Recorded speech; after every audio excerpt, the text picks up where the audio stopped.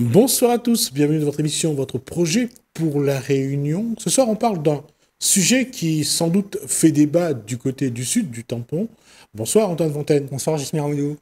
Cette délibération votée il y a quelques années déjà sur les enseignes des entreprises commence à faire débat parce que on va toucher au porte-monnaie. On va toucher au porte-monnaie des artisans, des commerces de proximité, des activités de service de la commune du Tampon, mais c'est une taxe qui a été instituée aussi sur d'autres territoires communaux. Sur le Tampon, une délibération a été adoptée, votée à l'unanimité du conseil municipal fin 2023 pour instaurer cette taxe sur les enseignes et les publicités extérieures. Ça veut dire qu'actuellement, il y a des chefs d'entreprise, ou tous les chefs d'entreprise du tampon, reçoivent le document leur disant combien ils auront à payer pour l'année en cours. Pour leur enseigne, c'est une taxe, bien entendu, qu'ils devront payer chaque année. Un peu à l'image de la taxe foncière et feu de la taxe d'habitation. Certaines enseignes sur la commune du Tampon vont jusqu'à devoir débourser 17 000 € par an supplémentaires, en plus de toutes les contraintes, les charges, etc. qu'ils peuvent avoir, alors que cette taxe, je dirais, elle est facultative. Le conseil municipal du Tampon n'avait pas du tout l'obligation de mettre en place cette taxe. Il avait l'obligation d'adopter un règlement de publicité. Ça, effectivement, c'est la loi qui le dit. Alors, on va vraiment prendre le temps pour expliquer. Une taxe pour réglementer la publicité sur son territoire. Ça, c'est une loi obligatoire, normalement, sur tout le territoire français. Alors, pas la taxe, le règlement. Le règlement, je parle. Voilà, chaque commune doit adopter un règlement de la publicité sur son territoire. Parce que les gens commençaient à se plaindre de voir trop de pubs, surtout des pubs, j'allais dire, mal placées à côté des établissements scolaires. Ce qu'on peut tout à fait entendre, je dirais, parce que effectivement, la législation sur la publicité, on ne peut pas dire qu'elle soit très respectée à La Réunion. Et tout ça participe à un système de consommation où on est confronté en permanence à ces publicités. Ça, c'est une chose. Voilà, il y a cette chose-là. Pourquoi c'est important? Parce que après, on ne peut pas non plus tout rejeter. Il y a des pubs qui n'ont pas leur place à côté des écoles, à côté des structures où il y a des enfants.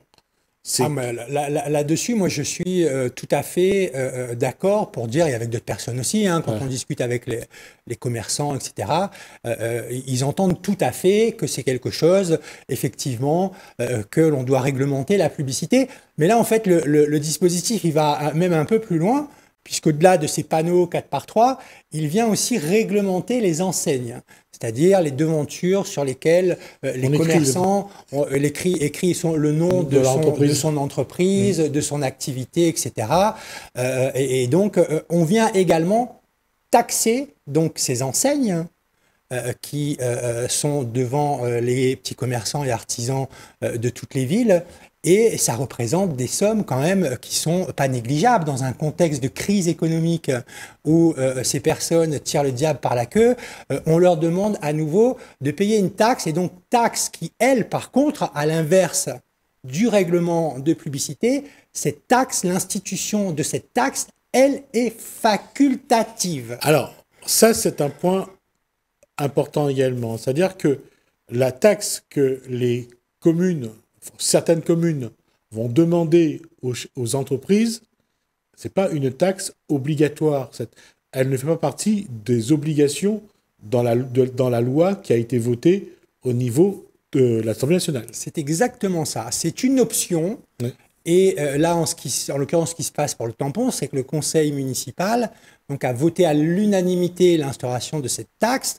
Mais le texte, il est très clair, ça reste qu'une faculté. Donc il n'y avait absolument aucune obligation de le faire.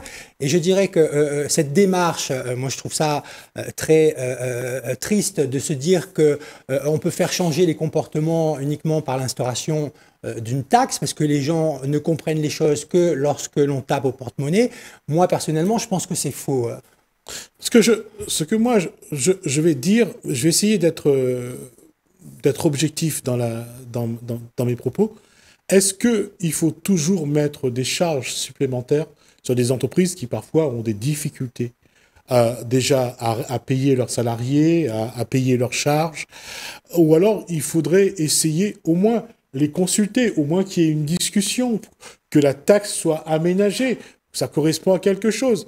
De taper comme ça sur une entreprise avec une somme qui arrive, je ne crois pas que ce soit la bonne méthode pour inciter les entreprises à venir sur un territoire communal. En général, le fait de mettre une taxe, moi je considère que c'est jamais la bonne méthode. Hein, c'est sûr que je dirais que la façon dont moi je perçois les choses, peut-être que ça demande un peu plus de temps, mais en même temps, je dirais que les gens, ils sont demandeurs de ça, parce qu'on a une taxe comme ça qui leur tombe dessus du jour au lendemain. Vous pensez bien que pour mettre en place un règlement de publicité, eh bien, il y a eu toute une démarche qui a été engagée par la collectivité tamponnaise, par les autres collectivités également, au cours de laquelle, pendant presque 2 à 3 ans, où à aucun moment il n'est venu à l'idée de la commune ou même d'un administratif qui a géré ce dossier, de se dire faisons une consultation des entreprises du tampon. Allons vers eux, discuter. Ils se retrouvent, le fait accompli, ils reçoivent un courrier effectivement qui leur annonce que maintenant ils devront payer tous les ans telle somme par rapport à leur enseigne, puisqu'il y a eu un diagnostic qui a été réalisé. Hein, un cabinet qui est passé, qui a pris des photos, etc., de toutes les enseignes pour faire un mesurage. Et donc, ils reçoivent ça comme ça du jour au lendemain. Et après coup, alors là aussi, ça a été extraordinaire parce que, bien sûr, il y a eu quand même une levée de boucliers des commerçants et des artisans du tampon. Hein. Donc, en catastrophe, la commune a organisé une réunion où on leur a expliqué que, bon, bah, ils vont reporter un peu dans le temps, donc c'est-à-dire au mois d'octobre de cette année, la possibilité pour eux d'aménager. Alors, il y en a beaucoup qui ont retiré aujourd'hui leurs enseignes. Hein, pour ne pas justement se retrouver à devoir payer une taxe supplémentaire, mais il n'empêche que pour le commerce, quand même malgré tout, et pour la visibilité, on se rend bien compte qu'une enseigne, c'est indispensable. Et donc aujourd'hui, une réunion a été organisée il y a quelques semaines de cela, où on leur a expliqué que non, en fait, que la commune n'avait pas le choix que d'instaurer cette taxe, parce que partout ailleurs, on le fait. C'est vrai que partout ailleurs, on le fait, mais comme je le dis, le texte de loi, il est très clair, il est explicite, il n'y a pas d'ambiguïté là-dessus. L'instauration de cette taxe, elle est facultative.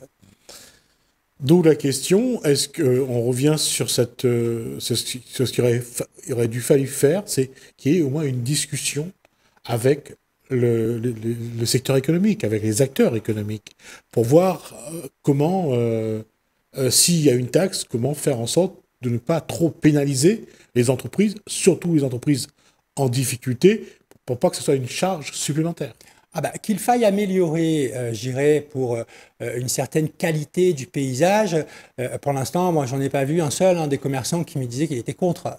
Hein, mais tout simplement, à un moment donné, effectivement, entre la publicité faite par les grands groupes sur du 4x3 qui pullulent dans le paysage et aussi, il faut bien le dire, en tout cas sur le territoire du tampon, des petites préenseignes comme ça qu'on retrouve sur tout un tas de signalétiques, etc., où on peut tout à fait entendre que ce genre de choses, il faut l'interdire, le réglementer et voir pourquoi pas même donner des contraventions, puisque aujourd'hui on n'a pas le droit de faire ça. Hein, ça veut dire que derrière, il n'y a pas de sanction non plus par rapport à ces comportements qui sont illégaux. Oui. On n'était pas du tout obligé de taxer les enseignes sur lesquels qui figurent sur les boutiques ou les petits commerces, les artisans du tampon, hein, sans se dire que derrière, les gens allaient accepter ça. Donc, si vous voulez, ça crée des conflits.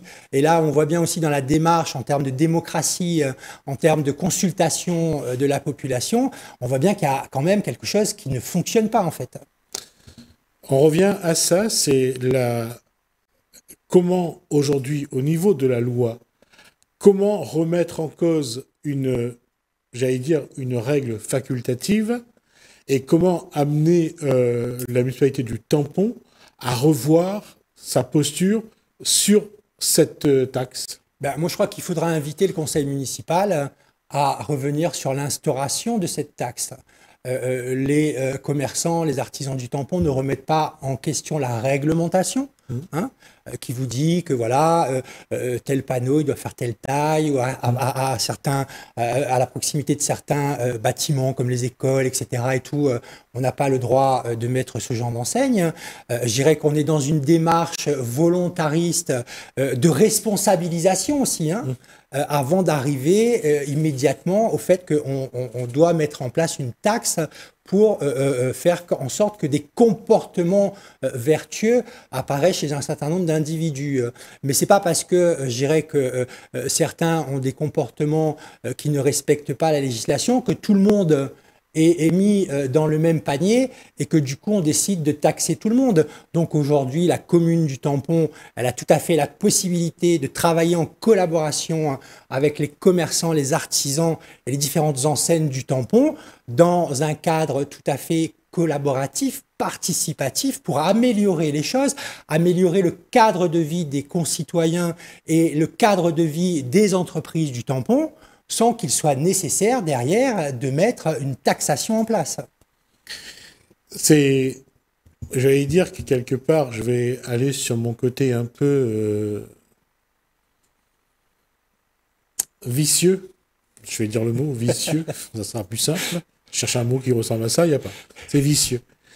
Il n'y a pas qu'au tampon on va voir la mise en place de la réglementation, elle est pour tout le territoire national. Elle est pour tout le territoire national. La commune du Tampon était l'une des dernières, effectivement, sur la Réunion à avoir mis en place ce règlement de publicité et puis également à avoir instauré cette taxe qui, je le rappelle, est facultative. Alors, donc, sur d'autres territoires communaux aussi, elle peut être supprimée. J'allais dire, c'est quelque chose c'est un sujet qui arrive peut-être pas au bon moment pour les maires en place et pour les candidats qui seront là, qui participeront aux élections municipales de 2026, mais c'est peut-être le moment d'ouvrir un débat. Ah, mais c'est le moment d'ouvrir le débat, et je dirais c'est le moment où le citoyen, et là en l'occurrence où ces chefs d'entreprise ont l'occasion de peser dans cette élection, soit en demandant tout simplement la suppression, et je crois que les élus doivent s'engager vers ça, supprimons la taxe sur les enseignes, ou sinon eux-mêmes porter dans le cadre d'un projet politique aux élections municipales cette suppression. Hein. La question est beaucoup plus, j'irais plus vers une discussion, des échanges. Est-ce qu'aujourd'hui, dans le contexte de la société réunionnaise et française plus largement, est-ce qu'il faut continuer à taper sur les entreprises, à mettre des taxes? Est-ce que, plutôt que d'en faire des partenaires dans le développement de la société, les politiques ne peuvent pas regarder différemment? Parce que les politiques ne sont pas des chefs d'entreprise. Ils ne pensent pas à la gestion de la même façon. Ils ne sont pas confrontés aux mêmes problèmes que l'entreprise. Bah, c'est ça qui est inquiétant, en fait, alors, de se dire qu'aujourd'hui, on a des représentants qui ne connaissent rien du tout à la vie de leurs concitoyens, qu'il s'agisse des particuliers ou des chefs d'entreprise, et qu'ils sont complètement déconnectés de ce que nous vivons dans notre quotidien, alors que ces gens-là sont censés organiser notre quotidien quand même. Et c'est là, je crois, qu'il faut vraiment que le tissu économique, je ne parle pas de ceux qui adhèrent au MEDEF, je pense à ceux qui ont un ou deux ou trois salariés. Je pense à ces petites structures qui sont souvent dans la sous-traitance, souvent en train de ramer pour trouver du travail, et après ramer pour se faire payer.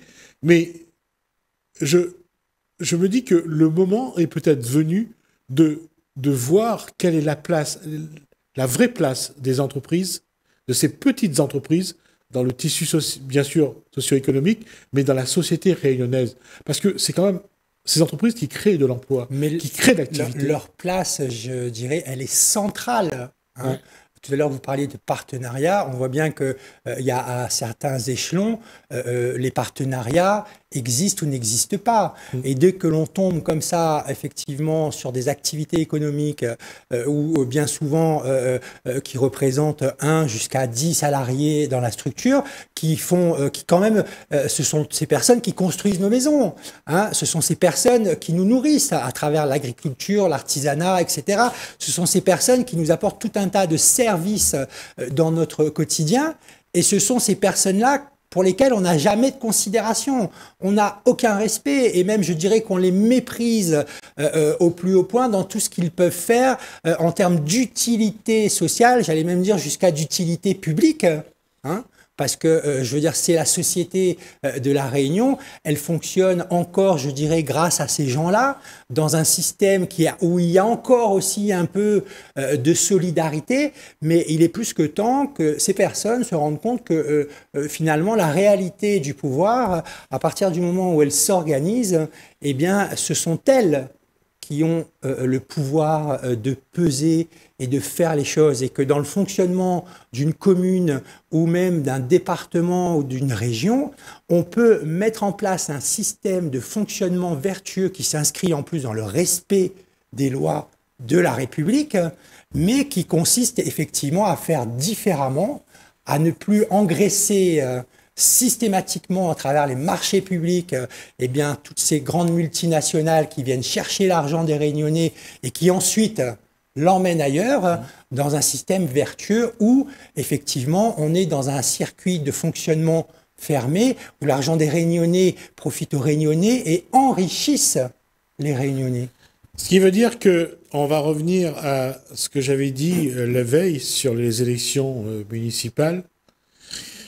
Le cadre de ces élections municipales, ça va être encore l'occasion d'ouvrir un autre débat.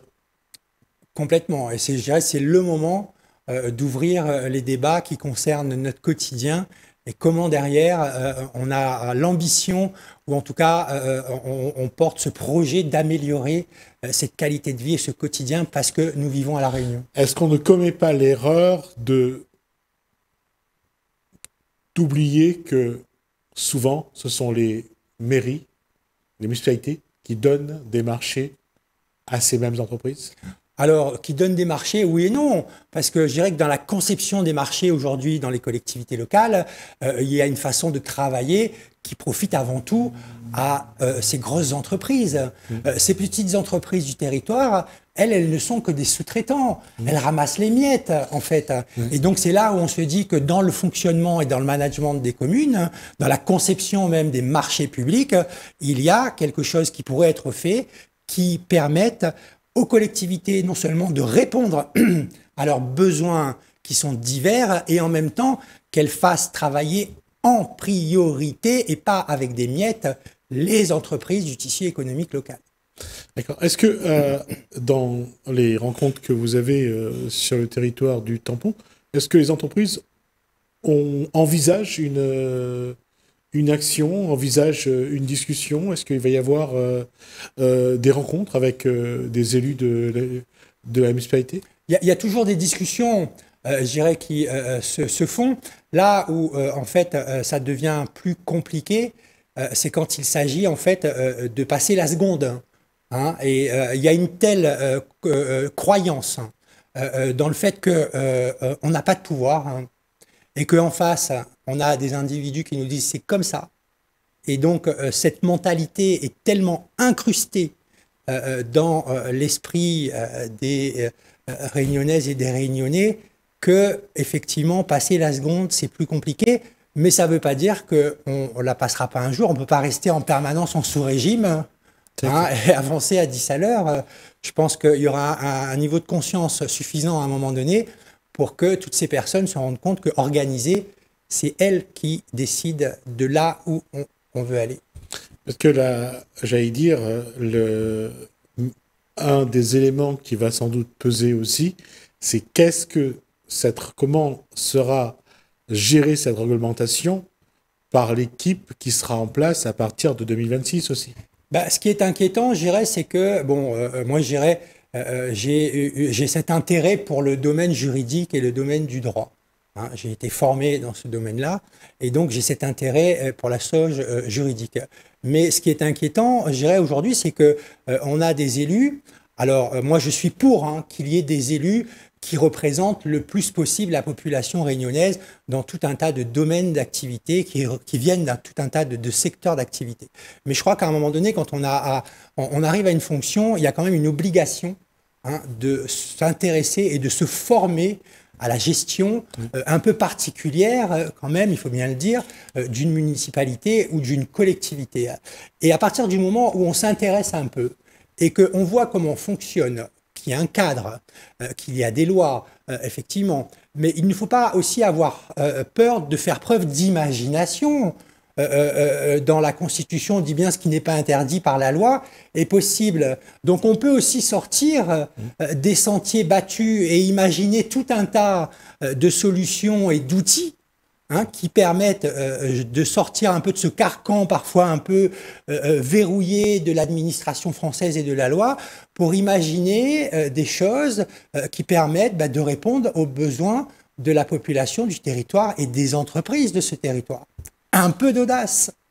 D'accord. Bah écoutez, on va suivre ce dossier. On va voir un petit peu, comme de toute façon, on suivra aussi la démarche vers les élections municipales. Je pense que c'est un des éléments qui rentrera en compte du côté du tampon.